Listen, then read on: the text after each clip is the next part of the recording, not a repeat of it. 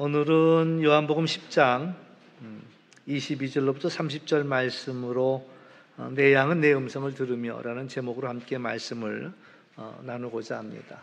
우리는 지난 주간 부활을 목격하고도 너무 쉽게 넘어지고 또 좌절했던 그 베드로를 찾아오셔서 또 나를 사랑하느냐 물으시고 나를 따르라 말씀하셨던 주님의 음성을 우리가 기억하면서 오늘은 우리가 어떻게 주님을 따라가야 할까라는 것들을 생각해 보도록 말씀해 주십니다. 오늘 말씀은 수전절 예루살렘 성전 안 솔로몬 행각에서 일어났습니다. 그러니까 수전절이라는 것은 성경 전체에서 오늘 본문에만 나오고 있는 그런 절기입니다. 이것은 성전을 깨끗이 했다라는 의미를 가지고 있고요. BC 168년 즈음에 안티오쿠스 에피파네스가 유다를 통치할 때 유다인들을 모욕하기 위해서 그 예루살렘 성전 안에다가 제우스 우상을 세우고 또 돼지 피로, 유대인들이 싫어하는 그 돼지 피로 제사를 드리고 성전을 더럽혔던 일들이 있습니다. 이것을 BC 164년에 마카비 가문이 독립전쟁을 일으켜서 그 성전을 다시 되찾고 성전을 깨끗이 한 다음에 하나님께 봉헌을 했다라는 의미에서 이 절기를 지키게 됩니다. 그래서 하누카라고도 이야기하는데 그건 빛의 절기다. 그래서 그들이 이제 초를 밝히면서 이 절기를 지켰다. 그러니까 여기는 두 가지 의미가 있습니다. 하나는 또 빛 대신 그런 예수님을 우리가 생각해 볼 수가 있고요. 또 이들이 이제 잃어버렸던 성전을 되찾으면서 구원을 베푸신 그 하나님을 생각하며 이 절기에 특히 하나님께서 우리에게 구원자를 보내주시기를 이제 구하는 그러한 경향이 있었는데, 그러니까 예수님께서 지나가실 때에 유대인들이 예수님을 애워싸면서 당신이 그리스도냐라는 그런 질문을 던지게 되는 그런 하나의 배경이 되게 됩니다. 그래서 이제 언제까지 우리들을 미혹하게 하냐? 당신이 그리스도라면 당신을 분명하게 밝혀라라고 요구하고 있지요. 그런데 이제 우리가 이 9장, 이제 오늘 10장 말씀입니다만 9장에서 어떤 일이 있었는가? 그러면 날 때부터 보지 못했던 자가 있습니다. 그래서 이제 사람들이 예수님께 찾아와서 질문하지요. 이 아이가 보지 못하는 자로 태어났는데 그럼 이거 누구의 죄 때문이냐? 아이의 죄 때문에 이 아이가 보지 못하는 자로 태어난 거냐? 아니면 그 부모의 죄 때문에 이 아이가 보지 못하는 자로 태어났느냐라는 질문을 던지지요. 물론 예수님께서는 하나님의 하시려는 일을 위하여서 이런 일이 일어났다라고 말씀하시지요. 그리고 이제 그의 보지 못하는 것들을 다시 보게 하는 그런 놀라운 일들이 일어납니다. 그러니까 이제 또 소동이 한바탕 소동이 일어난 거예요. 도대체 이게 그 사람이 맞냐? 어떻게 날 때부터 보지 못하던 자가 어떻게 볼 수 있느냐? 이제 이런 걸 갖고 그 사람이다 내지는 아니다 뭐 이런 논란들이 일어나고 한바탕 소동이 일어났습니다. 그럼 마침내 이제 그 보지 못하던 자를 불러다 앉혀놓고 이제 얘기하는 거예요. 우리가 알기로는 이 사람이 예수를 가리켜서 이 사람 죄인이라고 생각한다. 먼저 그 얘기를 하는 거죠. 그러니까 이제 어떻게 말하면 우리는 죄인이라고 생각하니까 잘 생각해보고 대답해. 이제 이런 얘기가 되겠죠. 우리는 이 사람이 죄인이라고 생각한다. 너는 어떻게 생각하느냐? 이렇게 이제 세상에 그런 질문이 어디 있어요. 근데 이 보지 못하던 이 자가 대답하는 게 또 참 지혜롭습니다. 뭐라고 대답하냐면은 내가 알기로는 하나님은 죄인의 말을 듣지 않는다고 나는 생각한다. 또 하나님의 뜻대로 행하는 자가 아니라면 또 이런 일을 할 수 없다고 생각한다라는 이야기를 대답하지요. 그러니까 하나님은 죄인의 말을 듣지 않고 하나님의 뜻대로 행하는 자의 말을 듣는다고 생각하는데 이 사람이 나를 보게 한 이 일은 하나님으로부터 오지 않았다면 할 수 없는 일이다. 이렇게 얘기를 하니까 아주 멋진 그런 대답이 돼버리고 말았잖아요. 그리고 나서 이제 나중에 막 거기서 또 한바탕 난리가 나죠. 네가 우리를 가르치려고 하느냐 말이야. 하면서 이런 난리가 났는데 아무튼 이가 이제 밖에 나와서 예수님을 만납니다. 그래서 예수님이 그에게 또 질문을 해요. 인자를 믿느냐라는 질문. 근데 이제 그 단어 밑에 이제 성경 밑을 찾아보면 인자를 믿느냐 내지는 하나님의 아들을 믿느냐라는 그러한 질문을 하고 있다라는 얘기입니다. 그럴 때 내가 믿나이다라는 그러한 고백을 하고 있습니다.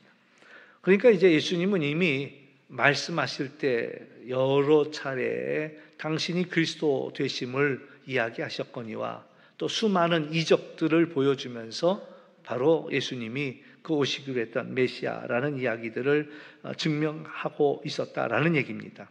근데 이제 문제는 너희들에게 말했지만 너희들은 나를 믿지 않는다. 내가 내 아버지의 이름을 행하는 이 일들을 보고서라도 이 모든 일들이 나를 증거하니 이걸 보고서라도 나를 믿으라. 이렇게 이제 말씀하시지요. 그러나 너희는 내 양이 아니기 때문에 내 말을 믿지 아니한다라는 얘기입니다. 그렇죠. 저하고 아는 사람들은, 저를 좋아하는 사람들은 제 말을 다 믿습니다. 때로는 좀 이상하다 싶어도 저를 좋아하는 사람들은, 저를 따르는 사람들은 당신이 그렇게 말하니 믿습니다. 사실 믿음의 관계가 먼저인 것 같아요. 당신을 내가 믿으니 당신이 뭐라고 얘기해도 내가 그 말을 이해가 납득이 됩니다. 이제 이렇게 되는 거죠. 만약에 저를 좋아하지 않는 사람들이라면 또 저를 따르지 않는 사람들이라면 제가 하는 말을 의심하겠지요. 아무리 사실을 얘기해도 정말이야? 정말이야? 이제 따지고 들겠지요. 이게 이제 그 이야기입니다. 바로 하나님의 말씀이 믿어지느냐라고 할 때에 하나님의 말씀이 믿어진다라는 것은 내가 하나님의 양이라는 하나의 증거가 된다라는 이야기죠. 하나님의 양이기 때문에 하나님께 속한 자이기 때문에 하나님의 말씀이 믿어지는 거예요. 잘 믿어지지 않는다라고 생각한다면 내가 과연 하나님의 양이 맞는가라는 질문을 한번 던져볼 필요가 있다라는 거죠. 예수님은 이미 충분하게 예수님이 메시아 되심에 대해서 충분한 증거를 보여주셨습니다. 부족하지 않거든요.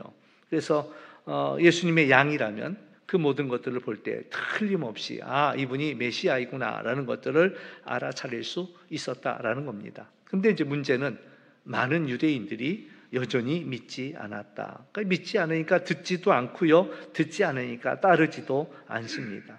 그러니까 예수님이 하신 말씀, 정확하게 하신 말씀이 너희가 내 양이 아니기 때문에 그렇다라는 이야기를 말씀하시는 거죠. 그래서 예수님의 양이 아니기 때문에 듣지도 않고 또 듣지도 않으니 따르지도 않는다라는 이야기. 왜? 그들의 마음이 닫혀 있기 때문이다라는 얘기입니다.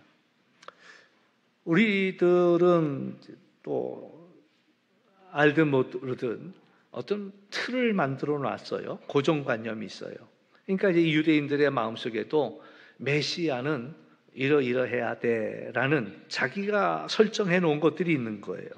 그래서 메시아라면 우리를 이 로마의 그런 식민지에서 우리를 해방시켜 주는 그런 사람이어야 해. 뭐 이런 자기들이 고정관념들이죠. 그랬을 때 예수님을 지켜보니까 어느 뭐로 보나 예수님은 자기들이 기다리던 그 메시아가 아니라고 생각을 했고 아니라고 못을 받고 그렇게 판단했다라는 얘기입니다.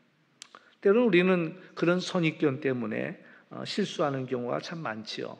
이제 모르는 사람을 기다리는데 기다리고 있었어요. 그런데 그 사람이 이제 그 이름을 보고선 남자인 줄 알았는데 나타난 이가 여자일 때도 있고 또 생각에는 나이 아마 지긋한 분이 오시겠다라고 생각했는데 만나서 보니까 나이가 어린 사람이기도 하고 뭐 이제 이런 것들이죠. 뭐 근사한 모습으로 가장 멋진 차를 타고 나타날 줄 알았는데 아주 평범하고 소소한 모습으로 나타나기도 하고. 그러니까 예수님이 그와 같은 거지요.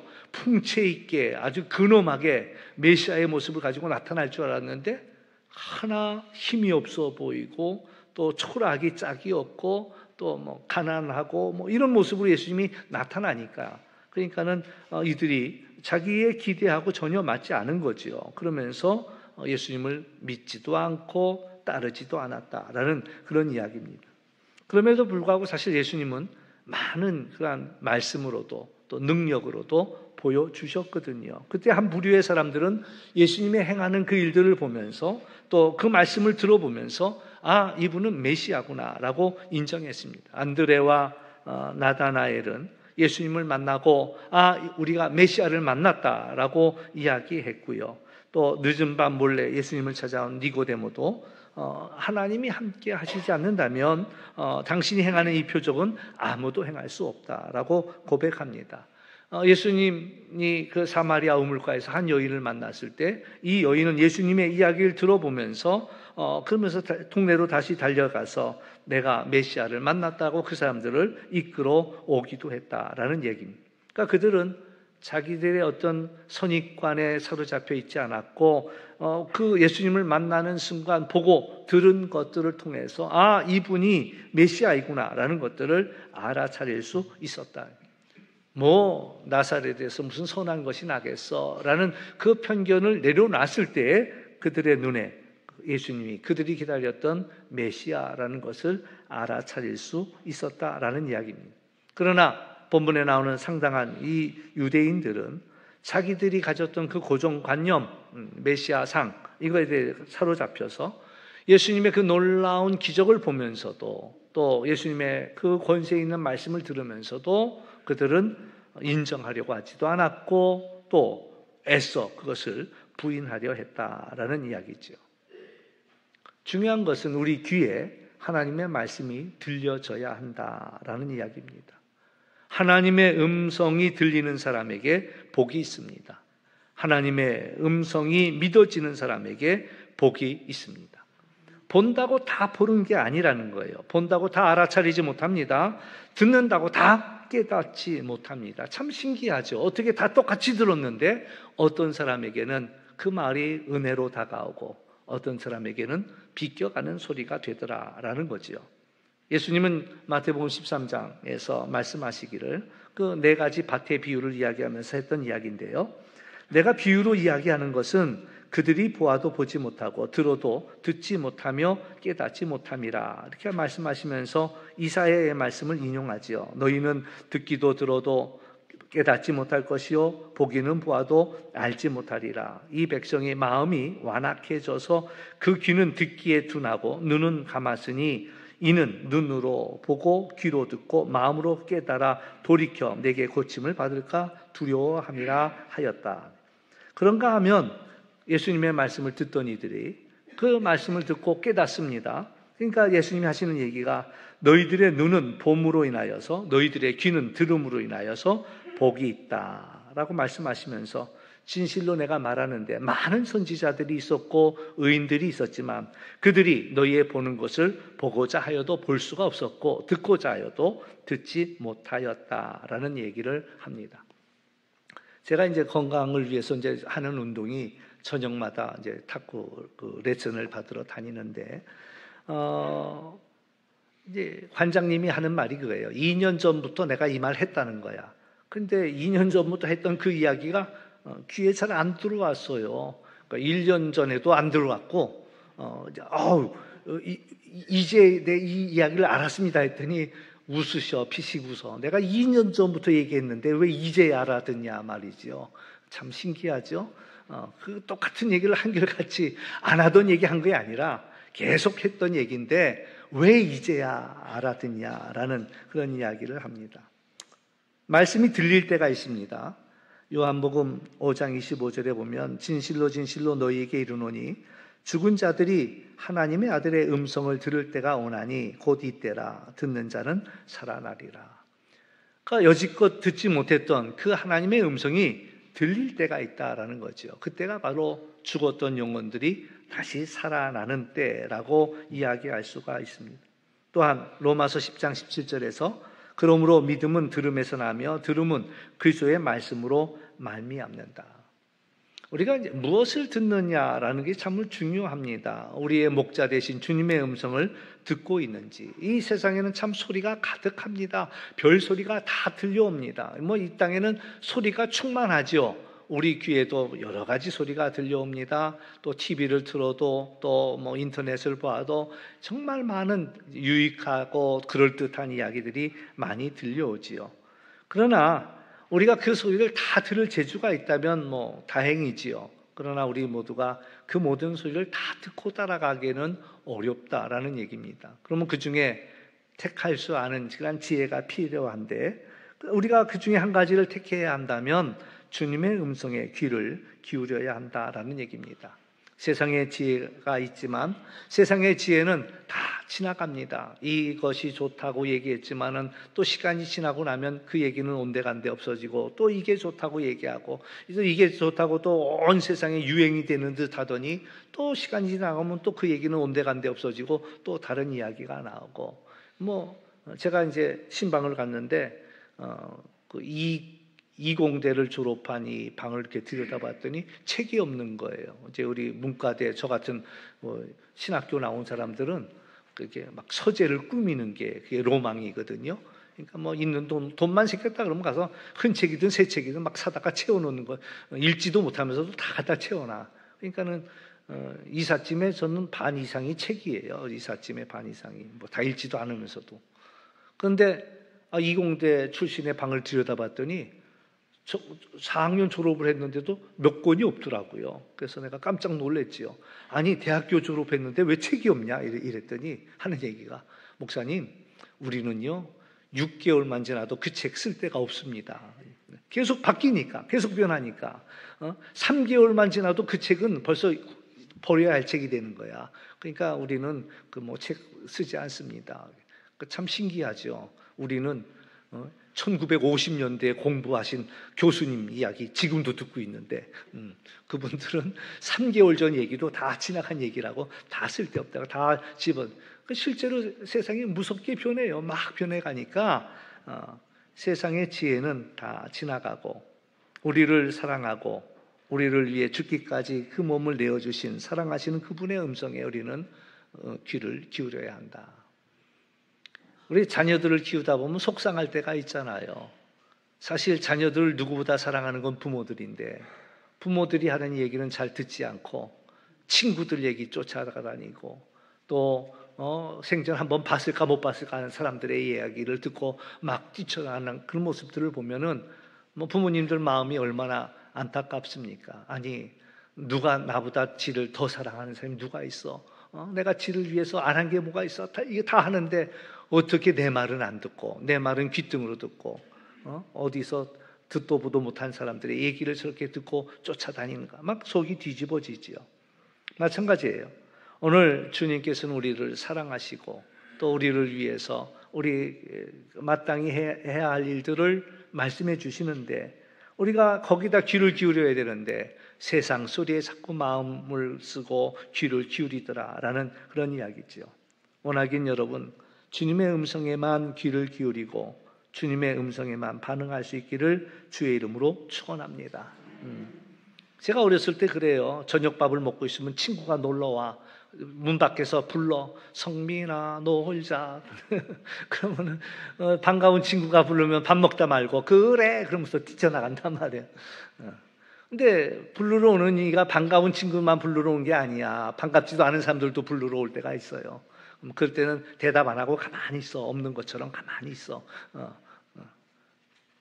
우리도 그럴 지혜가 필요한 거예요. 세상이 우리를 부를 때 그래 그리고 쫓아나가는 것이 아니라 주님이 우리를 부를 때만 우리가 그 주님에게 귀를 기울이고 또 반응해야 한다라는 거지요. 예수님은 오늘 이 유대인들을 향하여서 아주 단호하게 말씀합니다. 너희들은 내 양이 아니야. 왜? 내 말을 듣지 않기 때문에, 내 말을 믿지 않는 것은 내 양이 아니기 때문이다 라고 분명히 말씀합니다.